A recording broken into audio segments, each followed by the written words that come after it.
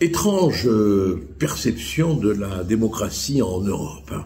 D'un côté, il y a le monstre Trump, qui est vraiment l'horreur de tous nos démocrates. Et de l'autre côté, il y a Erdogan, qui est bien aimé de la Commission européenne, qui est bien aimé de Macron, qui est bien aimé du chancelier allemand, lequel Erdogan vient de faire arrêter, tout simplement arrêter, comme peut-être Poutine aurait pu le faire, dirait M. Macron, son principal opposant, qui a de fortes chances quand même de le mettre en difficulté dans les élections. Alors non seulement il l'a fait arrêter, mais il a fait arrêter ses amis, un journaliste, et il lui a fait retirer, écoutez bien, c'est incroyable mais vrai, il lui a fait retirer son diplôme universitaire. Et savez-vous pourquoi? Parce qu'en Turquie, pour être candidat, il faut un diplôme universitaire. Moi, je trouve que c'est bien ça.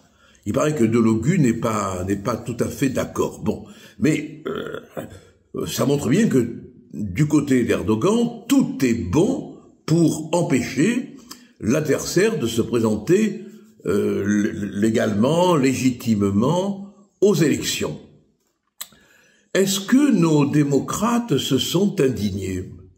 Est-ce que vous avez entendu à l'égard de Erdogan les critiques que nous entendons à longueur de journée à l'égard de Trump, qu'on traite de Hitler, qu'on traite de fasciste?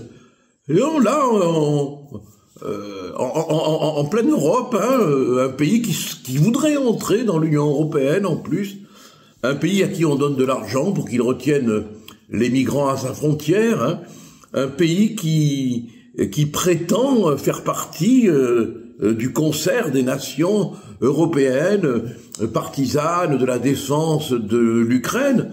Ce pays a à sa tête un sultan autocrate qui n'hésite pas à faire arrêter un opposant.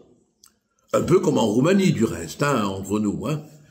Eh bien, ça ne dérange pas les donneurs de leçons, les titulaires des différentes chaires européennes des droits de l'homme. Mais ça prouve quoi? Que le prétexte de la défense des droits de l'homme, que le prétexte de la défense de la démocratie n'est qu'un moyen de nous duper et de nous faire avaler des décisions, des mesures qui, si on les regarde de près, sont totalement antidémocratiques. Enfin, rappelez-vous, Erdogan, il est venu à Strasbourg en toute tranquillité tenir un discours radical et on l'a laissé faire. Et maintenant, le donneur de leçons, l'arbitre européen, sous nos yeux, fait arrêter son principal opposant. Alors, je tends l'oreille, je tends l'oreille. Que va dire Apathy? Que vont dire les habituels professeurs de leçons de morale? Ça, c'est la question qu'on peut se poser. En définitive, faisons simple, on a affaire à une bande d'hypocrites qui se foutent pas mal, mais alors pas mal, de la réalité humaine. Peu importe qu'un autocrate règne en Turquie, peu importe qu'un autocrate en Turquie fasse enfermer un opposant du moment qu'il sert les intérêts d'un conglomérat guerrier